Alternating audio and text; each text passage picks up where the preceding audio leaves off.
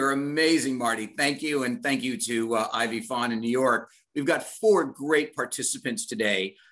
We have Peter Powers. Peter is out of Tampa, Florida. Real estate, third generation family office. They own operating businesses, banking businesses, and approximately about 4,000 multifamily homes throughout the Southeast.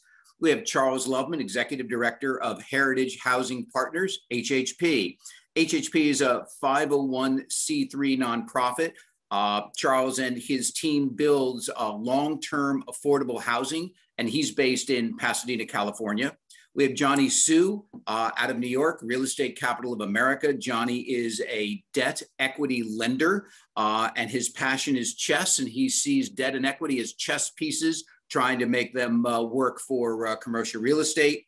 And then Paul Sygrove. Paul is the Executive Director and CIO of Swig Equities, third generation family office, managing about $3 billion. Today, they own 50% of the New York City Grace Building, and the family for Swig also developed the building. So we have a really great group with lots of diverse backgrounds and, deep experience. So I'm going to kick it off with, hitting it hard with COVID-19. COVID-19 has just been this black swan that's been on top of all of us for the last 15 to 18 months. And what's interesting is that it's problematic for the commercial real estate industry. So I'm going to ask the group, how could investing during the height of black swan uncertainty, this problem that we have, how do we generate outside returns? And so I'm going to start with you, Paul, and ask you to talk about that. And then we'll go right through the group because I think it's just a great topic to start with. During COVID, we purchased no assets whatsoever. We're a very conservative family office, and therefore, we're touchy-feely, and to purchase an asset, we couldn't go look and view the asset. So therefore, during COVID, we did not buy any assets in the last 18 months. However, we did hunker down and look at all our programs, looked at ourselves internally, ready for time like today to be ready to go forward in a new place and time in real estate. Amazing. And Charles Loveman in Pasadena, tell me how COVID has affected, your clientele, those that are seeking, loans to purchase properties from your firm and live in them long term. How has COVID affected their purchasing power? Matthew, greetings. Hi, how are you? Hi. COVID surprisingly did not affect us at all. We're a different animal from the other distinguished panelists in this group. We're a nonprofit affordable homeownership developer. So we build and sell units to low, moderate, middle, and market rate buyers. And most of our work is here in Pasadena. When the announcement came out last, March of 2020, that basically we were shutting down, we were under construction for 2 projects. I was really worried that we were going to get closed down. We did not get closed down. And then 6 months later, we were selling units. I was really worried that we were going to have trouble finding buyers. We did not have any trouble finding buyers, finding lenders. As you know, Matthew, we bought a property during the middle of COVID. Didn't have trouble finding debt to help us buy that piece. So it didn't affect us, interestingly. Peter, tell us what your feeling has been in terms of just being opportunistic about COVID. And I know your group, is a large multifamily owner of 4,000 units. Tell us, what have you seen in terms of COVID being problematic or maybe advantageous for your group? Yeah, that's definitely a good question, and a question that a lot of people have been asking, and we've been asking other groups. So, to start, we definitely strapped down and really looked at our portfolio, met with a lot of our partners to figure out what was going on. The first few months of it was definitely, there was a lot of uncertainty. A lot of government programs were coming out. A lot of the markets really did slow down for a couple of months. We did see the cap rates increase in multifamily, probably 25 to 50 basis points for a few months. With the senior living, we saw that was just kind of really slowed down, and then self-storage just kind of kept taking off. So we really looked at, what was going on. And then from there, we started making decisions. There's a lot of these government programs coming out. How can we work with our residents to get rental assistance? all these programs coming out, do we need to potentially go into forbearance on our loans? We didn't have to, but we looked at it. There was a lot of red tape and there were a lot of reasons why you didn't want to do that. So we started there.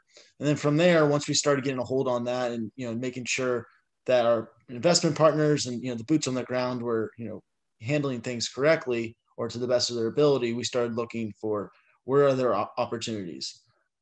Before COVID, there was a huge problem with affordability across the country. I know Charles, I'm sure he could definitely see that. I mean, in California, wherever you are, it's very hard to find affordable housing. So we started looking at where are there opportunities. There was a lot of distress in hospitality assets. So we started making a move to find a group to partner with where we can really build up a platform of acquiring distressed hotels and converting them to apartments. So that's the first platform that we started to build up. And the second one is we started acquiring low-income housing tax credit properties. We saw those properties as a very interesting way to, again, purchase properties and capture those residents that need affordable housing. It's also a great way to buy a property at a discount in terms of cap rate to conventional deals and still be able to produce a nice return. They offered a nice yield, and you can also even sell these properties 10, 15 years down the road, or even sometimes sooner, once they start to exit that tax credit window. We can now then go and sell the property as it's a conventional deal. So those are the two platforms. Let me switch over to Johnny, because you brought up a really good point. I mean, there's blood in the water. There's blood in the water right now, and commercial real estate loans are being optioned. There's lower valuations. There's higher caps. So this is really, Johnny, affecting everybody in the room. How do you as a lender sort of see this blood in the water, and what would your advice be to everybody, listening that are family offices? Well, I think that a lot of people waited too long because, a lot of the client expected the market to drop even more. And some of them was holding out. And because the bank also was told to work with the borrower this time, there weren't that much pressure. And there's a lot of factors that comes in all together. The court was closed. There's more moratorium to foreclose. So the only deal that really anybody picked up was all the mezzanine foreclosure that was allowed to go through. And because of that, a lot of people simply got saved. And basically that kind of stopped the floodgate. I mean, it's probably still coming. There's a lot of people behind their payment, but we just didn't get that big drop because this time the problem wasn't the banks. The bank wasn't under the pressure to sell the notes. Most of the banks that we talked to, they still want par. They gave up very little discount to the default notes. The ones that we seen that has some type of discount was mostly hotels, and a lot of people wasn't ready to buy because they feel that, like today, the major asset in New York, if you're buying a hotel, you have to think that you have to have a deep pocket to hold it for 2 years, and we don't know where the valuation would be then. There's a lot of people like Peter looking to buy a hotel to convert them, alternative use. In New York, they are talking about it, but there's no law that allows you to really take the hotel and convert it to residential yet. Well, let me pick up on that. So, Paul, let me go back to you. Let's talk about distressed assets. I mean, it's been a big buzzword over the last 18 months. What type of assets are you seeing marked down, and maybe even pocket listings are off market? What are you seeing in New York? The entire distress has been a real bust. We've been waiting and looking both on market, off market. We have our deep relationships. And as Johnny said, there's not too much coming on. There's a buzz in New York that you can buy buildings and convert them to affordable housing. But end of the day, we haven't seen anything. I mean, the banks are holding on and helping the developers, owners to move through this thing. So we have deep pockets. Other people like in family offices have deep pockets, all waiting for these great opportunities to arrive, and nothing has arrived so far. Well, Charles, let me swing this over to you. I mean, you sell your homes to low, moderate, low-income workforce. Talk about inflation, maybe distress opportunities for you to buy raw land and build. What are you seeing? I don't really see much change in the market pre-COVID in terms of the land market for sure. And what we're paying per door, that's flattened out, but it really hasn't changed in terms of acquiring property. As everyone probably knows, well, I think the world was maybe a little bit surprised when COVID first hit, that they thought that that would have a negative impact on the housing market. It had the exact opposite. And in terms of what we do as a home ownership developer, so many people wanted to move out of either smaller homes into larger homes or move from rental to home ownership. So it gave a big boost to the home buying segment. And you see that in all of the Case-Shiller numbers around the country. Oh, you're absolutely right. And Peter, let me swing back to you. Let's talk about inflation and stay there. Let's talk about, your 4,000 units. How is it affecting rent and expense growth through today and the next cycle? How's that affecting you guys? Yeah, I mean, it's definitely, we're big believers of there's definitely inflation. We're seeing it all across, wage inflation. So, I mean, again, I think a good example of it is, you look at our properties that are these low income housing tax credit properties, they go based upon usually 60% of the area median income. And that rose 5% last year. So like that increased. And again, it kind of lags a little bit, but again, that kind of shows you that your wages are definitely going up in a lot of these cities. So we're noticing that we're still getting rent growth. A lot of our properties we're already above where we were in late 2019. In terms of the expenses have definitely gone up. We're more noticing it when it comes to doing the renovations. It's sometimes hard to get our hands on appliances. That's a little bit of an issue. I know we purchased probably 100 HVAC units around February and March of last year, and we were supposed to receive them within a month and a half. It took us 9 months to receive all of them. So those are where the problems are, because again, you have a business plan. You may have the opportunity to, go and even raise rents during COVID, but if you can't go in and renovate the unit or convert the hotel to an apartment, then that's a real problem. So that's really where we saw it. But I think a lot of that was due to a lot of the factories closing down for a little bit of time and just the supply not being there. But we're definitely noticing it. And it's also making us deploy, even more money. I mean, again, we want to get into assets. We want to sit on some cash to, that we can, kind of sit on the sidelines and get ready for, really good opportunities, but you still need to put some money to work. So we're big believers. Let me swing over to you, Johnny. Let's talk about your family office clients. We just heard from what Peter's telling us about, lumber prices are skyrocketing and now coming back. He couldn't get the units he wanted to stick in. Are your family offices, thinking about multifamily, or are they thinking about industrial properties to go ahead and purchase and finance today? What are you seeing? Well, I see more and more clients buying more industrial property, less industrial. Yes. Okay. Anything but multifamily. There are still people looking at multifamily because it has been a very safe asset over the years. But I think COVID kind of changed a lot of assumption, because you see, New York City typically is a very strong market, even during financial crisis, bounce back. But this time, I guess because we are more dense and there's a metropolitan area, we got hit very hard. In Manhattan, you see multifamily was 25, 30% vacant. And that has changed a lot of calculation.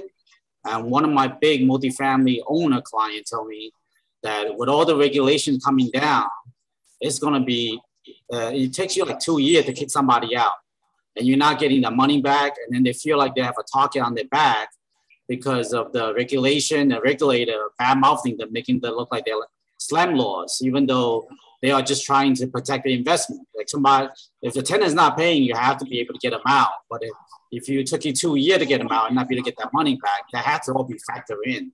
And he has three full-time lawyers just sitting there processing all the claims. That's a nightmare. So Paul, let me swing back over to you. I mean, Johnny brought up a good point talking about, tenants and their requirements, and I'm a big law firm and I'm a fancy big law firm, but I'm not paying my rent. I mean, for you, how have you seen changes in commercial tenants requirements? Not only going into your building, but maybe residential clients that are panicking about COVID. How are you handling that? You know, having Class A office tenant, Class A buildings and tenants, we've been very fortunate in the buildings that we have. So a lot of blue chip tenants we have paid their rent during this period of time. Yeah, any residential buildings have their problems over the last 18 months. And we just have to work with the tenants the best we possibly can do to overcome the situation. Where, you know, we're not heavily leveraged, so it's not a big deal for us. If we're highly leveraged, like some people are, it's an issue. Right. No, I can really see that. And Charles, you know, out in Pasadena, you have an 8,000 person waiting list. I mean, a 3-bedroom for 300,000, a moderate income family paying 400,000.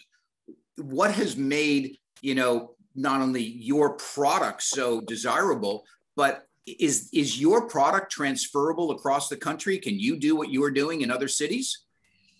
So first of all, our waiting list it's not a waiting list, it's an interest list. Okay.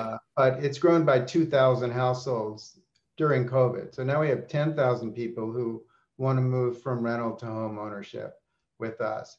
And that's a great number, but a terrible number, because there's no way we're going to come anywhere close to housing that many people. It just shows the huge demand, especially in our marketplace, of people who want to move from rental to home ownership. We think that what we do is it depends on the city, but sure, it is transferable to any high cost city. And increasingly, we are focused more on the moderate and middle income home buyer household than the low or below low income. So we're housing the middle class. In California, the middle class cannot buy a house. These are families that are making $100,000 a year or more. Wage growth in Southern California, someone mentioned it, over the last 5 years, it's averaged 6.3% per year. So these are households where their wages are increasing. They're, you know, above 100 grand a year. Unemployment was very, very low, as everybody knows, prior to COVID. And yet you can't come close to buying a house on the open market in California if you're making 120 grand a year. So that's a bad, bad state of affairs. And that's where we are increasingly focused in terms of trying to provide homeownership opportunities. They need a boost. Those buyers need a boost, but homeownership opportunities for the middle class here in Pasadena. I think there's actually a relationship with what we're doing in terms of middle income homeownership, and then what a lot of the other panelists are doing, especially on the office side, because we're housing these workers. And in Pasadena, you know, we're housing nurses, we're housing teachers, but we're also housing people who work at the Jet Propulsion Laboratory. We're housing research assistants at Caltech. So middle income covers a wide range of jobs, and it's a big, for us to be able to do that in as small a way as we do, it's a big boost to the business community here. Well, Peter, let's pick up on that. We've got Blackstone, you've got BlackRock, you've got Apollo. They're all going out to developers and saying, build me 500 homes. I'm going to buy them all for rent. Is that a win-win for the renter? Is the product good? How do you guys see this? Yeah, I mean, even they just, I think, bought a firm for, was it $5 or $6 billion? I think they're closing on soon. A firm that I guess rents single family homes and then gives the residents an opportunity to buy the homes. So I guess they work up to a certain deposit amount and then they can purchase the homes. So that's definitely towards their vision. But yeah, I mean, there's definitely a lot of interest there. And again, they purchase these homes. Again, they're trying to produce returns. They're a giant shop, right? So they're going to be going in there in markets where they can boost the rents. So they're going to go in there. How's the product? Is it good product or is it low product? What's that product like? I think it depends. I mean, I think they have a pretty good, they have various different platforms. I'm sure they have some stuff that's, again, it's aged and is, a little bit older vintage, and they have some stuff that's newer. I mean, I'm sure they're buying and developing new homes as well. So it's a wide variety. to answer your Oh, question. I can hear that. And, Johnny, lending has changed. So, you and I spoke earlier in the week and we said that lenders, should have multiple relationships with their clients. But more importantly, I think clients, like everybody on the phone, should have multiple relationship with lenders. What changed during COVID for you? Well, I think that is, I look at it as kind of like as an opportunity for us. For every downturn, we pick up more client.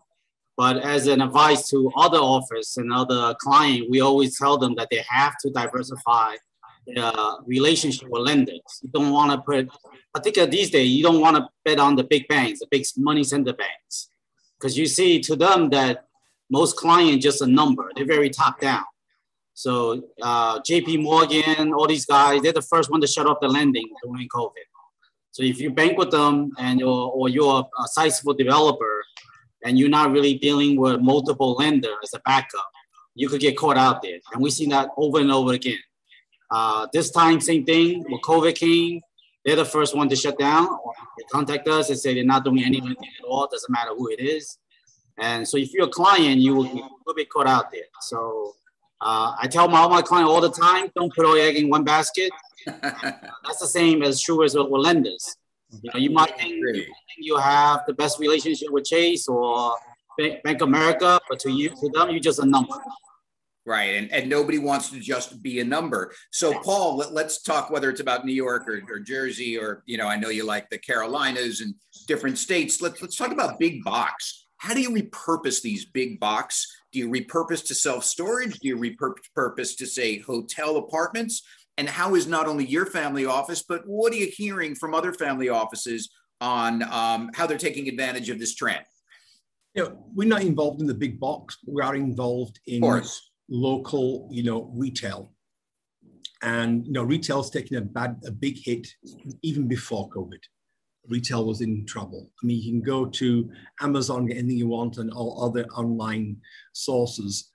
So before COVID, retail was hurting. We all know that. You walk down any street, any main street, any neighborhood, I think across America, and there's lots of vacancies.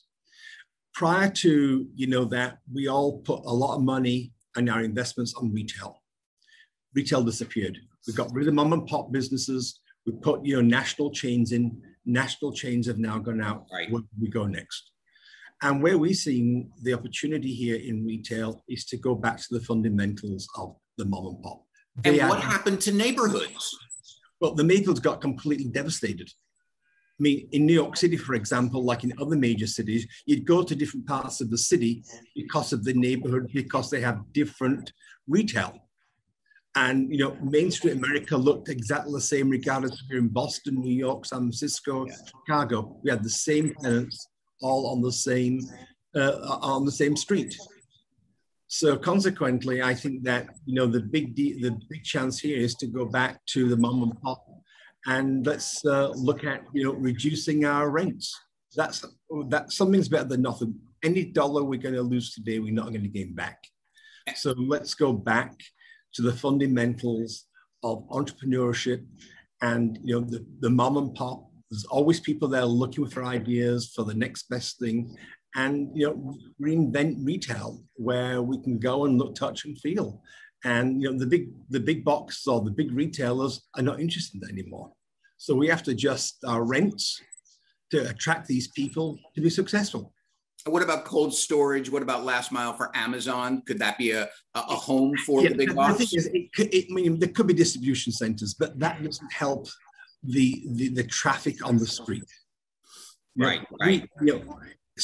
Neighborhoods are meant to be walked around, whether window shop, going purchase or not. We need to have retail on the street to make our cities vibrant again. So, Peter, you're deploying capital in tax properties. Higher cap rates, lower interest rates, Can this strategy be replicated again across the country with other family offices? So if I'm a family office, I've got money to deploy. Can I come to you and say, hey, we like what you're doing. Could we be a part of this, buying tax properties? Is this something you do?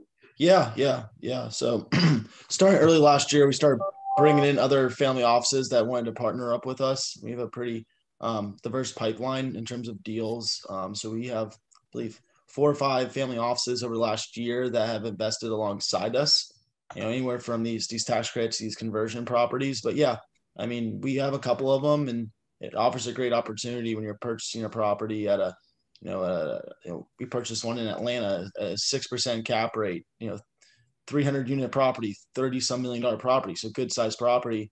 And you finance it with 2.99% fixed rate debt. Wow. So I mean, that offers a really nice spread. Plus there's opportunity to raise the rents over the next couple of years. So it's a great opportunity to get a nice yield. And again, we can hold on to that for a good bit. And then, again, we purchased it at a discount to what it was worth because we purchased it during COVID. Property that was probably worth right around a 5.5 cap rate for a 6. So again, it offers a nice opportunity, and it gives us, some comfort, some cushion between the interest rate and the cap rate. What cities along that seaboard, in the Carolinas are you buying in? Yeah. So we're all across the Southeast. So in the Carolinas, we own some properties in Wilmington, North Carolina. We own some in the Charlotte metro. We own some in, the Triad, so Winston-Salem, Greensboro, High Point. We own some in Tennessee. We really like Knoxville. There's been a lot of capital going towards Nashville, but we like Knoxville a lot. We see the fundamentals there are pretty strong. And we like, markets in Georgia, like Augusta, like Atlanta. And all of those cities are gateway anyway. People are moving down there. They're really growing. You look at the population growth and the job growth, it's there. So we like those markets. Let me go back to you, Charles. Let's talk about, acquisition and pre-development loans, but more importantly, you and I have talked in the past that land is a loan story. What's the appetite for inclusionary lending from private and public sources for you? There's no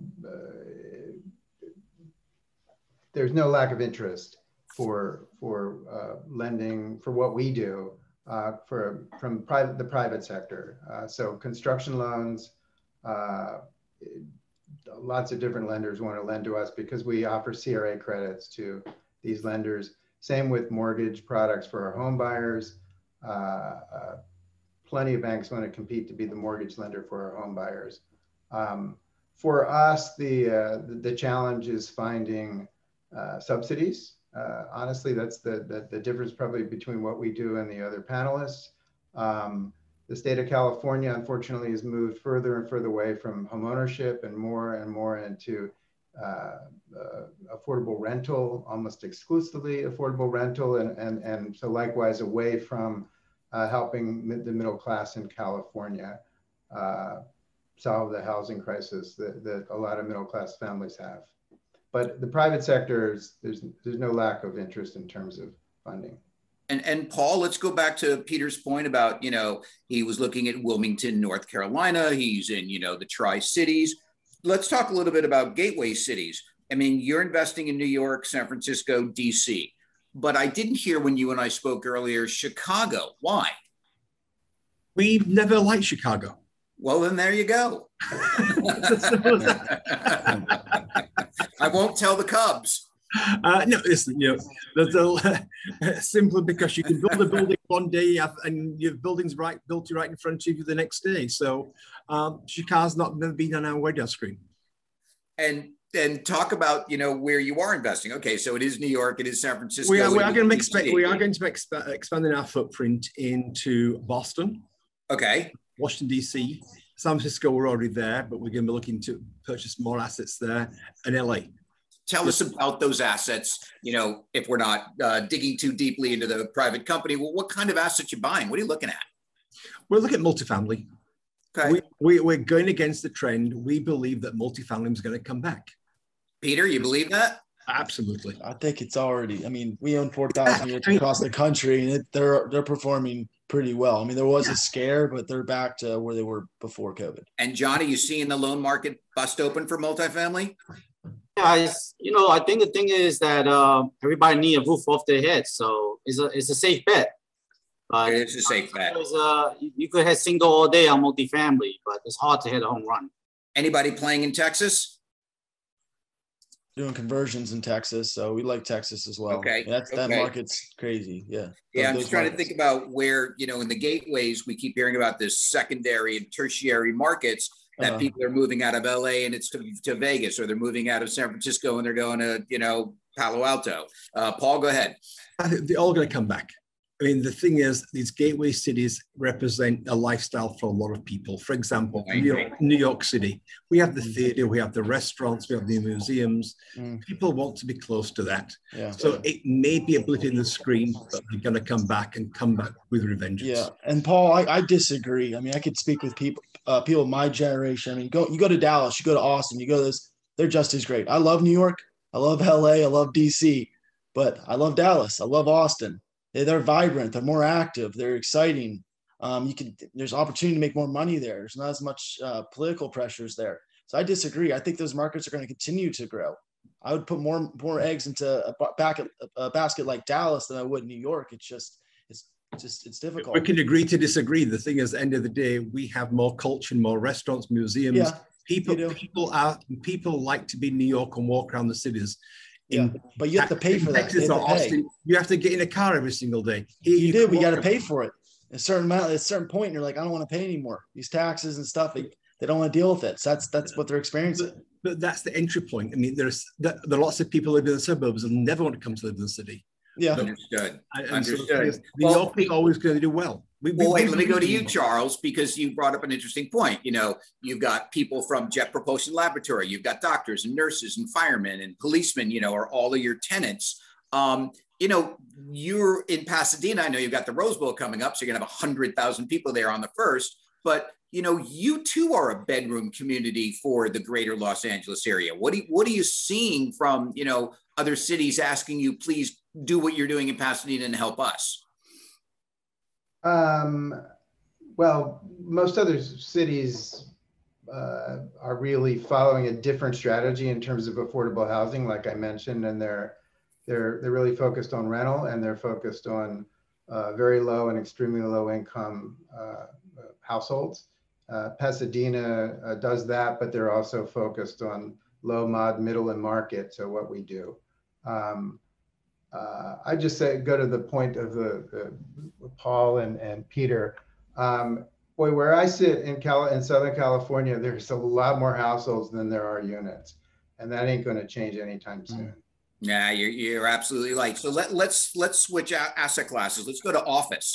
So you know, let's go around in circles so we know it's going to be a long shift to go back to office, right? So we've got Morgan Stanley, JP Morgan, and Goldman has come out and said, we want you back. I mean, you know, we had, you know, the head of Morgan Stanley stand up and say, if you're not back in the office by this date, we're going to have a chat, something close to that. And he said, if you left New York, and I think this is Gorman, if you left New York and you moved to Colorado during this, you will no longer, starting immediately, receive New York wages living in Colorado, working remotely. Come back to New York. So, Paul, I'm going to let you kick this discussion off about, you know, the office market and hybrids and coming back to work. It's going to be very interesting in the next 12 to 18 months about people coming back to work. And you got, you know, as we mentioned, all the major banks and institutions wanting their employees to come back. Another way that people want to be close to their office by living in New York. So you've got those institutions. You've got a lot of institutions saying, listen, over COVID, we did very, very well by people living at home. So living and working from home, that is, sorry. And so, you know, they're going to have that flexibility. It's going to see it's all going to work itself out. I mean, there's some companies going to say, listen, take a Friday and take a Monday off, rotate it, as long as you're at home working. So a sort of bifurcated week, come in Tuesday, Wednesday, Thursday, get part of the culture, train up the younger troops to take over, and take that flex day Monday, Friday. Yeah. Guys, does everybody agree that they're seeing this? The biggest thing that we have to really focus on here is people to be in the office with a culture. Right. I mean, the thing is, end of the day, it's great working remotely. You get a lot done, but there's no culture. And we can't afford to lose the culture of any company. And you can't, and you don't have those really cool 30-second meetings where so much is said with you and a fellow, you know, in the hallway about a deal you're working on. It just doesn't work in a text or an email or a Zoom. It doesn't work on a text or Zoom or anything. I can go out my office now and speak to the guy next door in my office, and we can have a conversation. and it's fruitful conversation. But if you're Right. texting, you know, you Right. make something on the text, it's totally meaningless, and people get all upset that you've said something which you really didn't mean because it's a text. So Johnny, talk to me about your meetings. I mean, are you meeting people your place, their place, virtually? Tell me how your meeting calendar's picked up. Recently more, but I would say, you know, most of the high net worth client last year, they didn't want to meet you. I only have one client that was really gung-ho, insist on meeting, but most of, you know, it hit New York pretty hard. So a lot of the real estate owners in New York got scared. A lot of big well-known owners died. So everybody, you know, I think COVID hit New York really, really hard. So people was really scared. Peter, what are you seeing down south in terms of, you know, meetings 6 months ago versus getting people on the calendar? And talk a little bit about your staff. Are they coming in? Or are they doing the flex work? Yeah. So Florida's definitely a little more open in some places, but yeah, I mean, for the most part, we're pretty back to normal. Now, when it comes to just, you know, again, meeting with some of our partners and stuff, I mean, that definitely has slowed down, but we're still doing, you know, we're still flying across the country, you know, meeting with different groups and, you know, touring properties.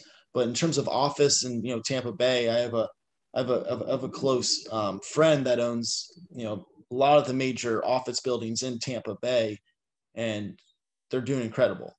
I mean, they're doing very, very well. And he goes, he wants to buy more of them. They own a good chunk of them. They want to buy more, and people aren't letting go of them. They're doing really, really well. So we'll see. I think a lot of that is people are coming down. Maybe some of them will leave, but I think a lot of them will, you know, some of the bigger firms will formulate an office, and, you know, in areas like this, maybe it's a smaller office, but, you know, we definitely will come out of this net positive in terms of the companies moving down here.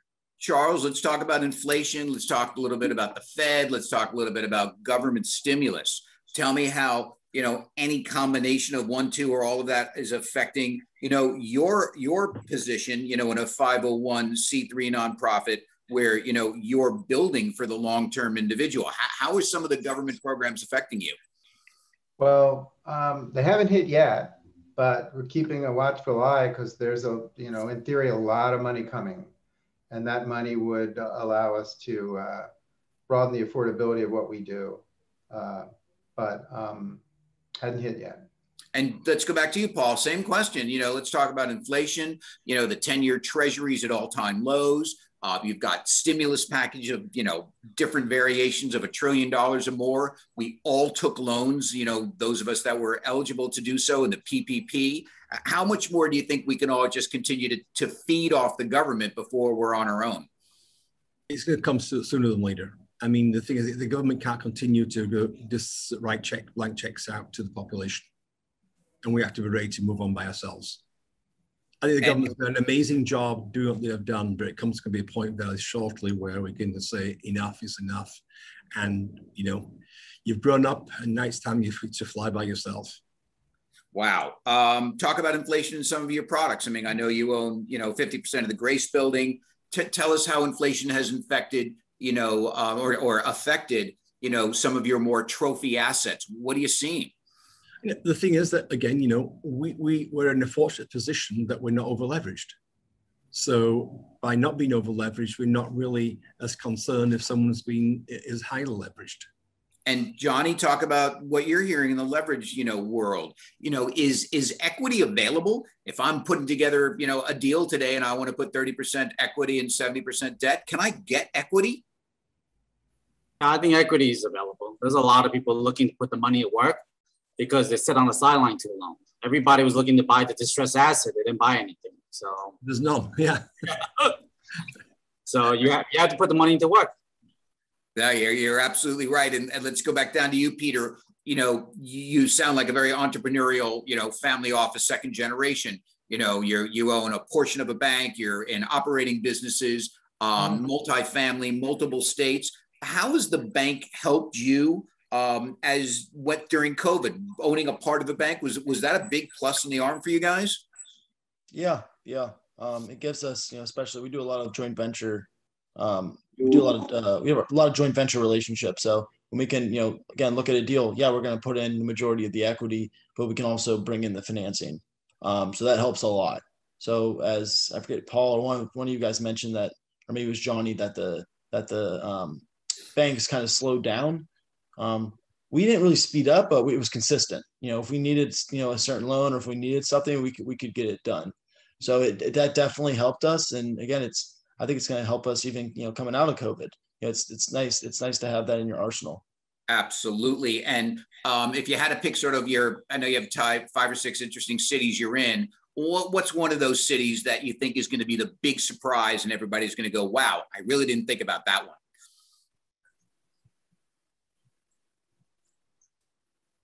Oh, you can't hear me? Let's see, Marty. Peter. Oh, there we go. Okay, go right ahead, Peter. Cut out. I can't hear you. So that's okay. So my question to you was, you're in a lot of different cities in a lot of different states. What's going to be the breakout city where people are going to say to themselves, wow, I really missed that one? Marty, Peter's on mute again. Marty? Yeah, he's just got to unmute. Okay. Peter, go ahead. Whoops, we just lost Peter. We have okay. Questions over here, Matt, if you want to just... Sure, let me just finish. We have a couple more I just want to get through, and somehow we just lost Peter, so I guess he's going to have to come back through. So, Paul, let me ask you, oh, there's Peter. Can you hear me? Let's see, he's connected to audio. Peter, you back? I'm back. Sorry about that. Good, that's okay. So the question I wanted to ask you was, what is the surprise breakout city in 3 years that nobody thought about? Surprise breakout city that no one is thinking about. New Braunfels, Texas. Trip between San Antonio and Austin, Texas. Interesting. Okay, I'm just always looking for something to help our group. And Paul, let me go back to you. Take a look at your portfolio in 7 to 10 years from now. Do you think you're going to be culling anything? And what are you really trying to add to it? What's it going to look like? Is it going to be basically the same, or do you think you're going to have a big change? Basically the same. We have the same fundamentals. The firm has had the same fundamentals for 75 years. And when people stray on things that they're not familiar with, you not necessarily do all that well. Right. You know what? That's really interesting to hear you say that, because Charles, let me go back to you. I mean, tell us a little bit about, your product. There's, I think one of the affordable housing is right behind you. And most people, think about affordable housing. The first time I saw it, your portfolio, as you remember, I was in your car. I was blown away about how great it was. So, the picture in your background, I know, is one of your properties. Talk to us about your product. What is it going to look like, and how will it change over the next 5 to 7 years? Or do you think you're going to continue to put out the same type of model? Yeah, because we're not tied to the funding for rental house for the, I think Pete mentioned that about LIHTC. So we're not tied to that funding at all. So we get to build what we can afford to build. So we tend to build better looking units for home ownership. Even at the low income or moderate income space, homeowners demand a better product. And so Johnny, and Johnny, for you, and then we'll go to Marty afterwards. Tell us a little bit about what you're seeing in, your marketplace. I know that you like to work on a lot of troubled loans. I know you're a big chess player, so you look at loans as, just moving pieces around to get it to work for, your borrowers. What is opening up in the lending market? Where can family offices go to really find either debt or equity? Is it more the family office? Is it syndicated loans coming from funds? Is it, more of the private money? Where is the cash going to come from to help some of these family offices continue to feed their appetite for growth? Well, I think a lot of clients still have a lot of success in industrial. I mean, they're really heading out of the park. I mean, big returns, because a lot of the older industrial properties still owned by mom and pop. Whereas if you look at multifamily, most of the big properties are owned by a very experienced investor. You're not gonna get a very good yield because, you're not gonna, like I say, they're very experienced, they're very sophisticated borrower, investors. You won't steal a deal from them. But whereas if you look at a lot of industrial property, some of these guys are selling it. They don't understand what the market price. I've seen clients buy industrial property and getting a 10x return within a year. Okay, so take me to the financing part, though. What's opening up? Are hedge funds putting out money? Is it PE putting out money? Is it new funds like SPACs? Where is the new money coming from to fuel real estate growth? Well, I think that because real estate has been one of the oldest assets in the world, so there's always interest. There's a lot of people understand it's hard asset. You know, it's not Bitcoin. It doesn't go up 20%, down 20%. But you have a hard asset. You know, you could get your money back as long as you buy it right. So there's always money in the real estate, and we see more and more where clients is looking. They're not looking for outrageous return, but looking for decent return, and they don't understand that. In real estate is a hedge. You're not gonna lose your pants. I don't want to lose my pants. So guys, I mean, we chopped a lot of wood today. Marty, I think you said that there's a couple questions that came in from some of the family offices and participants. Why don't you lob them into the group, and we'd love to tackle them. I've got one right next to me. Go right ahead. Hey, Matt, thanks. How do you all feel the return to work's going to play out between those that want the virtual and, I mean, there's going to be some sort of hybrid, but then you're seeing some of the big banks putting mandates on starting dates by X or, you know, return dates by X. So that's going to affect a lot in this, into this vertical. Oh, well, you're talking office, is that correct? Yep. Okay, no problem. So I know we tackled that question, but I'm going to let, Peter tackle it first because you've got such a different feel in the Southeast. So let's just talk about people going back to work. You know, how secure do they feel? How comfortable working in an office? How do we know the HVAC, you know, has been cleaned and the filters are good? And how do I feel getting into an elevator? Am I trapped? You know, what are you going to see about people coming and going? Yeah, so I think first of all, it comes down to you know, kind of the age group. You know, a lot of the, you know, the millennials and such. I mean, yeah, a lot of them are worrying about it, but they're less worried about it. You know, again, I think it comes down to if they just want to, you know, just wake up and, you know, get work done, or they want to actually go to the office. So you're going to have to really, you know, kind of tug at, you know, for a lot of those people to come back in.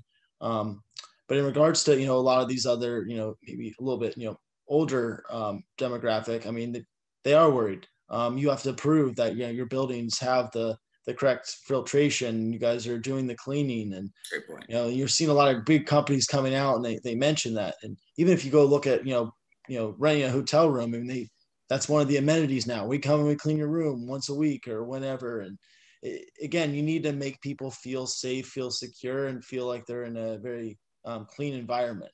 Because why would they leave their house elsewhere? Or why would they go somewhere elsewhere? You're right, Paul. Would you pick up on that? You know, tell me what you're seeing in you know, just in New York City in terms of protocol for cleaning the elevators, protocol walking in and feeling comfortable, somebody taking my temperature, and somebody even asking me if you had both of your vaccines. What are you seeing from your tenants as maybe they want to take some space from you? What kind of questions are you getting around COVID?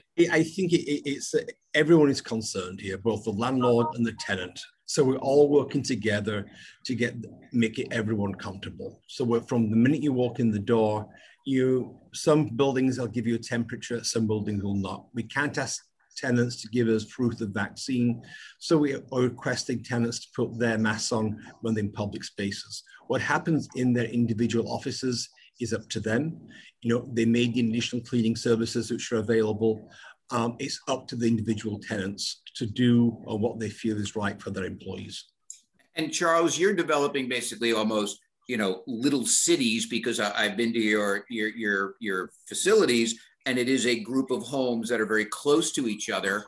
How are they feeling, not only the existing ones, and how has your plans changed in terms of design for new properties, thinking COVID in mind? Well, so California opened up 2 weeks ago, and I think people have embraced that. So I really haven't seen much resistance, at least here, to people taking their masks off.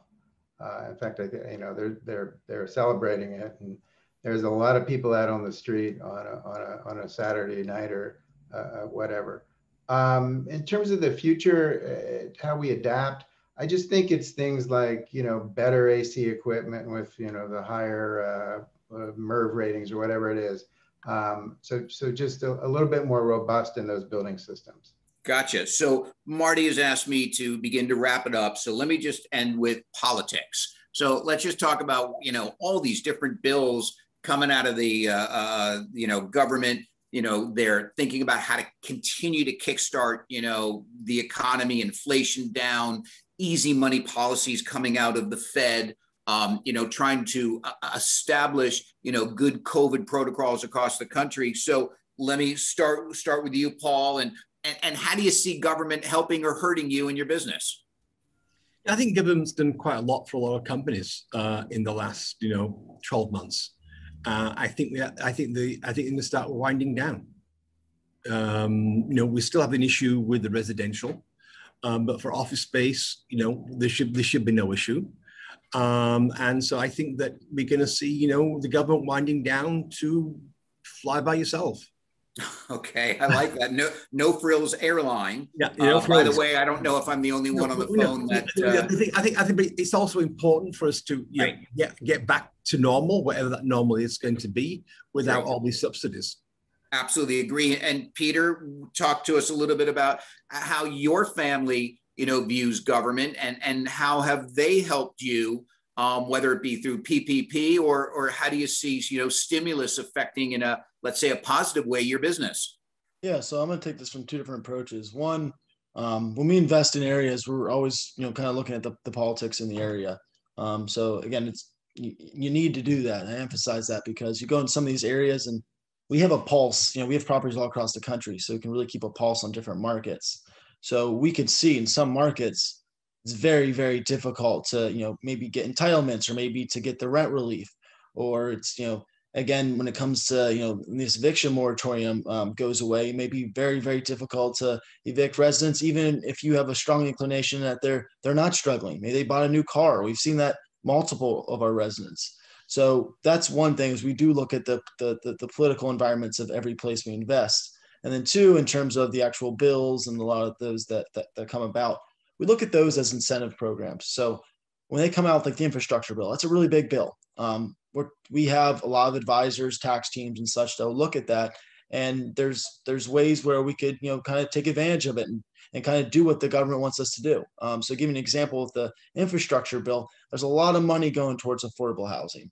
So what can we do that we're beneficiaries of that money? Either we're developing, affordable units, or we're purchasing them and we're going through some, program to make them more efficient, more economical, whatever it may be. So we're always keeping our eyes open. Again, whatever political administration is in office, we're going to figure out how can we best find the incentives in each of these programs. Well said. And I think you carried the tone beautifully. So Marty, if it's okay with you, I'd like to bring it back to you. And I know you have another group, and I know from myself and the four of us, we thank you for allowing us to participate today and be a part of, the IvyFON Forum for Real Estate.